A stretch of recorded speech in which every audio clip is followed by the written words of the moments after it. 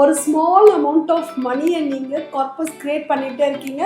அது ஒரு லம்சம் கார்பஸை கிரியேட் பண்ணுறது எஸ்ஐபி. சீனியர் சிட்டிசன் சேவிங் ஸ்கீம்லையும் எம்ஐபி போஸ்ட் ஆஃபீஸோட எம்ஐபியில் ஒரு 30%, அந்த 50% இது ரெண்டு ஃபினான்ஷியல் இன்ஸ்ட்ருமெண்ட்டில் நீங்கள் ஸ்ப்ளிட் பண்ணிக்கோங்க.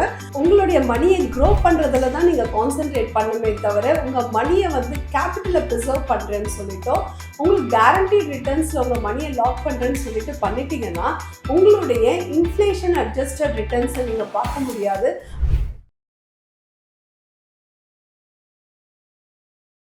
ஒரு கார்பஸ் வச்சுருக்கீங்கன்னா நீங்கள் பண்ணக்கூடிய ஒரு ஃபினான்ஷியல் இன்ஸ்ட்ருமெண்ட்டில் இருந்தால் உங்களுக்கு இனிஷியலாக ஒரு 4% நீங்கள் வித்ட்ரா பண்ணுற மாதிரி பிளான் பண்ணிக்கோங்க. என்ன பண்ணணும் அப்படின்னா உங்களுடைய மணியை ஒரு 50% ஈக்விட்டி மார்க்கெட்லேயும் 50% வந்து டெட் மார்க்கெட்லேயும் ஒரு கன்சர்வேட்டிவாக இருக்கவங்க இல்லை கொஞ்சம் அக்ரெசிவாக இருக்கீங்க அப்படின்னா 70% ஈக்விட்டிலையும் 30% வந்து டெட் மார்க்கெட்லையும் போட்டுக்கோங்க. இப்படி பிளான் பண்ணுறதுனால உங்களுடைய ரிட்டையர்மெண்ட் கார்பஸில் கொஞ்சம் கொஞ்சமாக வித்ட்ரா, அதாவது பீரியாடிக் வித்ட்ரா வந்து ஸ்டெப் பை ஸ்டெப்பாக இன்க்ரீஸ் பண்ணிக்கும் போது உங்களுடைய கேபிட்டல் க்ரோ ஆகிறதுக்கான ஆப்பர்ச்சுனிட்டியை நீங்கள் நிறைய கொடுக்குறீங்க. இதில் நிறைய பேர் கேட்கக்கூடிய கேள்வி என்ன அப்படின்னா, what is the safest options for generate my retirement corpus அப்படின்னு சொல்லிட்டு. அந்த மாதிரியான கன்சர்வேட்டிவ் பர்சன்ஸ் என்ன பண்ணணும் அப்படின்னா, உங்களுடைய ஃபார் எக்ஸாம்பிள் 1 crore கார்பஸ் இருக்குன்னா 50% நீங்கள் ஈக்விட்டி அந்த டெட் போர்ஷன்ஸ்க்கு அலோகேட் பண்ணிவிட்டு ஒரு 50% வந்து நீங்கள் சீனியர் சிட்டிசன் சேவிங் ஸ்கீம்லையும் எம்ஐபி போஸ்ட் ஆஃபீஸோட எம்ஐபியில் ஒரு 30%, அந்த 50% இது ரெண்டு ஃபினான்ஷியல் இன்ஸ்ட்ருமெண்ட்டில் நீங்கள் ஸ்ப்ளிட் பண்ணிக்கோங்க. உங்களுக்கு அது வந்து ஒரு சேஃபஸ்ட்டாகவும் ஒரு ஃபிக்ஸ்டு ரெகுலர் இன்கம்மையும் கொடுக்கக்கூடிய ஒரு ஃபினான்ஷியல் இன்ஸ்ட்ருமெண்ட்டாக உங்களுக்கு அது ரெண்டும் இருக்கும். ஸோ இப்போ உங்களுடைய அந்த போஸ்ட் ஆஃபீஸில் இருக்க எம்ஐபி, அதுக்கப்புறம் சீனியர் சிட்டிசன் சேவிங் ஸ்கீம்ஸ் நீங்கள் வந்து லெண்டிங் டு த கவர்மெண்ட்டா இல்லையா? ஸோ இது வந்து ஒரு சேஃபஸ்டான ஃபிக்ஸ்டு இன்கம்மாக இருக்கும். இதை தாண்டி வேறு எதுவுமே ஒரு நல்ல ப்ராடக்டாக இருக்க முடியாது.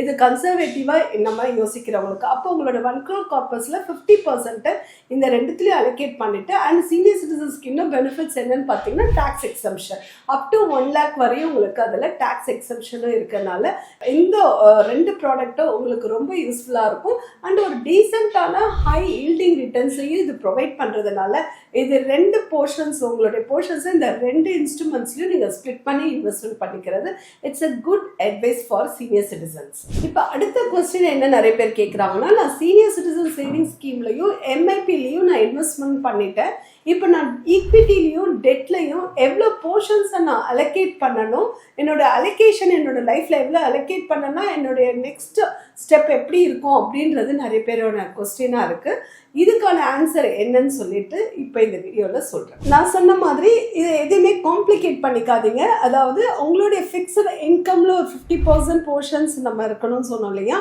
அதுக்கப்புறம் இந்த 50% வந்து ஈக்விட்டிலையும் டெட் இன்ஸ்ட்ருமெண்ட்ஸ்லையும் நீங்கள் வைக்கும் போது கண்டிப்பாக எவ்ரி இயர் நீங்கள் ரீபேலன்ஸ் பண்ணிகிட்டே இருக்கணும் at the rate of 6% withdrawal. So 6% withdrawal வச்சுக்கிட்டிங்கன்னா கொஞ்சம் கொஞ்சமாக ஒரு 2 years ஒன்ஸ் வந்து நீங்கள் ஈவன் நீங்கள் 5% நீங்கள் வித்ட்ரா எடுத்தாலும் it's well and good initial ஸ்டேஜில். இதை வந்து எவ்ரி 2 years நீங்கள் 4, 5, 6 இந்த மாதிரி நீங்கள் வித்ட்ரா பண்ணுங்கள். அப்போது அகெயின் எவ்ரி இயரும் ரிவைஸ் பண்ணுங்கள். டெட் போர்ஷன்ஸில் எவ்வளோ வச்சுக்கணும், ஈக்விட்டி போர்ஷன்ஸில் எவ்வளோ வச்சுக்கணும். அதே போல் உங்களுடைய சீனியர் சிட்டிசன்ஸ்லேருந்து எவ்ரி குவார்ட்டர்லேயும் உங்களுக்கு ஒரு ரிட்டர்ன்ஸ் வந்துகிட்டே இருக்கும், இன்கம் ஜென்ரேட் ஆகும், ஃபிக்ஸ்டு இன்கம், அது எவ்வளோ வருதுன்னு மானிட்டர் பண்ணுங்கள். அதே போல் எவ்ரி மந்த் உங்களுடைய போஸ்ட் ஆஃபீஸ்லேருந்து வரக்கூடிய விஷயம் இன்கம்மையும் மானிட்டர் பண்ணுங்கள். டெட்லேருந்து வர ரிட்டர்ன்ஸ் பாருங்கள், ஈக்விட்டிலேருந்து வர ரிட்டர்ன்ஸ் பாருங்கள்.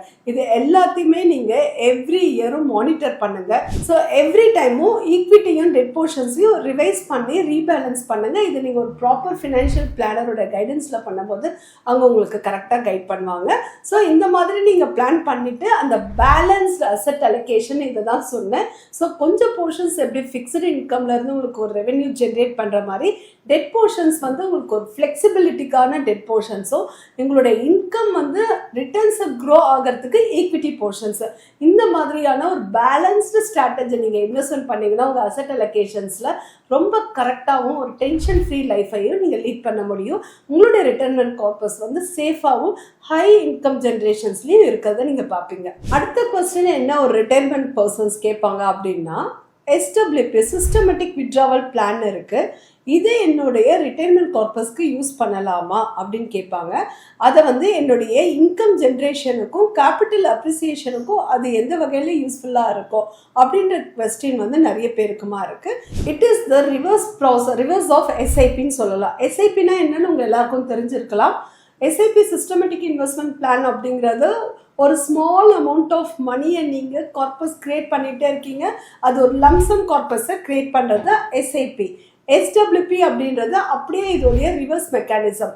உங்ககிட்ட இருக்க கார்பஸை பீரியாடிக்காக நீங்கள் வித்ட்ரா பண்ணக்கூடியது. இதில் ஃப்ளெக்சிபிலிட்டியும் இருக்குது. ஸோ இனிஷியல் ஸ்டேஜில் உங்ககிட்ட ஒரு 1 crore கார்பஸ் அப்படின்னா இனிஷியல் ஸ்டேஜில் கண்டிப்பாக நீங்கள் ஒரு 4% எடுத்துக்கிறது இட்ஸ் ஆல்வேஸ் அட்வைசபிள். ஒரு 2 இயர்ஸ்க்கு அப்புறம் 5%, அதுக்கப்புறம் 6% அப்படி நீங்கள் பீரியாடிக்காக கொஞ்சம் கொஞ்சமாக நீங்கள் இனிஷியல்லேருந்து கிராஜுவலாக நீங்கள் இன்க்ரீஸ் பண்ணிகிட்டே வாங்க. இது உங்களுக்கு நல்ல ஒரு ரிட்டர்ன்ஸை இன்கம்மை ஜென்ரேட் பண்ணக்கூடிய ஒரு ஆப்ஷனாக உங்களுக்கு சிஸ்டமேட்டிக் வித்ட்ராவல் பிளானில் இருக்க முடியும். சிஸ்டமேட்டிக் வித்ட்ராவல் பிளான் அப்படின்றது ஒரு மெக்கானிசம். நிறைய பேர் என்ன நினைப்பாங்க, நான் போட்ட இன்வெஸ்ட்மெண்ட் கார்பஸ் இன்வெஸ்ட்மெண்ட் பண்ணதும் நான் 8%, 10% எடுத்துக்கலான்ட்டு. சரி, நீங்கள் 2%லேருந்து 10% வரையும் கூட நீங்கள் சிஸ்டமேட்டிக் வித்ட்ராவலில் எடுக்க முடியும் தான்.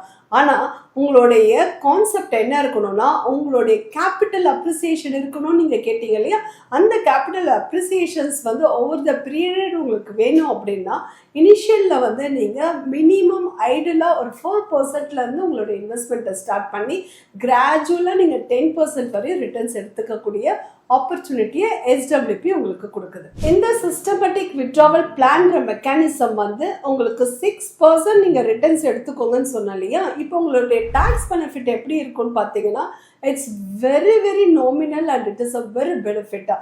உங்களுடைய வித்ட்ராவலில் உங்களுடைய கேபிட்டலில் இருந்து உங்கள் கெயின்ஸ்ல இருந்து வரக்கூடிய டாக்ஸ் வந்து பெரிய இம்பேக்ட் இருக்காது. ஆல்ரெடி சொன்ன மாதிரி 1.5 உங்களுக்கு டாக்ஸ் எக்ஸம்ஷனும் இருக்கிறதுனால உங்களுடைய இனிஷியல் ஸ்டேஜில் நீங்கள் 4%லேருந்து தானே எடுக்க போகிறீங்க. அப்போ உங்களுக்கு டாக்ஸ் பே பண்ணக்கூடிய ஆப்பர்ச்சுனிட்டி அதில் கண்டிப்பாக இருக்காது. It is a very flexibility. For example உங்ககிட்ட வந்து ஒரு 1 crore இல்லை 3 crores இருக்குன்னா நீங்கள் 6% of the 3 crores nearly 1.5 lakhs தான் எடுப்பீங்க. ஸோ அந்த டாக்ஸ் கெயினும் வந்து இந்த எஸ்டபிள்யூபியில் உங்களுக்கு ரொம்ப பெனிஃபிட்ஸை கொடுக்குமே தவிர நீங்கள் டாக்ஸை வந்து ஹியூஜாக பே பண்ணவே மாட்டீங்க இதில். அதனாலையும் இது வந்து ஒரு பீரியாடிக்கல் மெத்தட் ஆஃப் டாக்ஸேஷன் பார்ட்லேயும் உங்களுக்கு ரொம்ப பெனிஃபிட்ஸை கொடுக்கக்கூடிய ஒரு பெரிய இன்ஸ்ட்ருமெண்ட்டாகவும் குட் இன்ஸ்ட்ருமெண்ட்டாகவும் இருக்கும். இந்த சிஸ்டமேட்டிக் வித்ட்ராவல் பிளான் வந்து it is a income driven support அப்படின்னு நம்ம சொல்லலாம். இந்த ஆப்ஷன்ஸை நீங்கள் யூட்டிலைஸ் பண்ணுங்கள். அடுத்த சில பேர் ரொம்ப கன்சர்வேட்டிவாக இருக்கவங்க ரிட்டையர்மெண்ட்டுக்கு நான் அன்யூட்டி பிளான்ஸ் போகலாமா, அன்யூட்டியில் நான் இன்வெஸ்ட்மெண்ட் பண்ணி அதுலேருந்து நான் ரிட்டையர்மெண்ட் கார்பஸை ஜென்ரேட் பண்ணலாமா, இந்த மாதிரியான நிறைய கொஸ்டின்ஸ் வந்து எங்களுக்கு வரும். அதுக்கான நான் உங்களுக்கு ஆன்சர் சொல்லும் போது உங்களுக்கு வாட் இஸ் த அன்யூட்டி வந்து whether it is a viable and it is a good source of இன்வெஸ்ட்மெண்ட்டா ஃபார் ரிட்டைர்மெண்ட் அப்படின்றத நம்ம டிஸ்கஸ் பண்ணும்போது உங்களுக்கு ஒரு கிளாரிட்டி கிடைக்கும். ஆனால் நம்ம இந்தியாவை பொறுத்தவரைய அன்யூட்டி வந்து உங்களுக்கு ஒரு ரிட்டர்ன்ஸ் நல்ல ரிட்டர்ன்ஸ் கொடுக்குமான்னா கண்டிப்பாக இட்ஸ் எ கொஸ்டின் தான். இந்த அன்யூட்டி அப்படிங்கிற ஒரு இன்வெஸ்ட்மெண்ட்ஸில் 3 பார்ட் இருக்கு. அதாவது ரிட்டர்ன் ஆஃப் கேபிட்டல், நான் return of capital and supporting of your income சப்போர்ட்டா அப்படின்ற மாதிரி கான்செப்டில் இருக்கும்போது உங்களுக்கு அன்யூட்டிலேருந்து வர ரிட்டர்ன்ஸ் ரொம்ப லோவாக இருக்கும். உங்களுடைய லாங்கிவிட்டி அதிகமாக இருக்குது அப்படின்னா இது நமக்கு சப்போர்ட் பண்ணுமானா கண்டிப்பாக பண்ண முடியாது. அன்யூட்டி ப்ராடக்ட் வந்து ஒரு லாங்கிவிட்டிலையும் ஒரு ரிட்டர்ன்ஸ் ஆங்கிள்லையும் பார்த்தீங்கன்னா அது பெரிய சப்போர்ட்டை நீங்கள் எக்ஸ்பெக்ட் பண்ண முடியாது. ஏன்னா அந்த ரிட்டர்ன்ஸ் வந்து லோவாக தான் நமக்கு இருக்கும். ஸோ அன்யூட்டி அப்படின்றது it is not a good desirable vehicle or a good product தான் சொல்லுவேன் நான் என்னை பொறுத்தவரையும். யாரெல்லாம் ஈக்விட்டி மார்க்கெட்டில் ஒரு சிஸ்டமேட்டிக் வித்ட்ராவலில் அவங்க கார்பஸை கிரியேட் பண்ணதை பார்த்துருக்காங்களோ, அக்யூமுலேட் பண்ணியிருக்காங்களோ அவங்க கண்டிப்பாக அன்யூட்டியை வந்து ப்ரிஃபர் பண்ணுறது கிடையாது.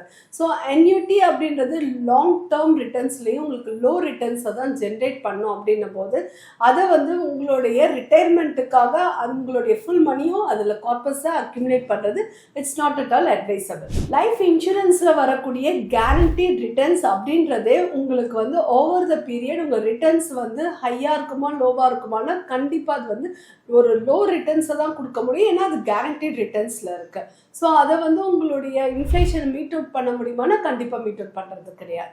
என்பிஎஸ்ல நம்ம கேட்பாங்க, நேஷனல் பென்ஷன் ஸ்கீம்லையும் பார்த்தீங்கன்னா 40% of your money it's going to again annuity தான். அப்போ உங்களுக்கு ஒரு ஏஜ் ஆகும்போது உங்களுக்கு ஒரு எமர்ஜென்சி ஃபண்டு தேவைப்படுது, உங்களுக்கு ஒரு கேஷ் ஃப்ளோ தேவைப்படுது, ஒரு மெடிக்கல் எமர்ஜென்சி தேவைப்படுதுன்னா உங்களுடைய 40% ஆஃப் த அமௌண்ட்டும் அன்யூட்டியில் லாக் ஆகிருக்குமே தவிர உங்களுக்கு ஒரு கேஷ் ஃப்ளோ ப்ராசஸை உங்களுக்கு கொடுக்க முடியாமல் போயிடுறது.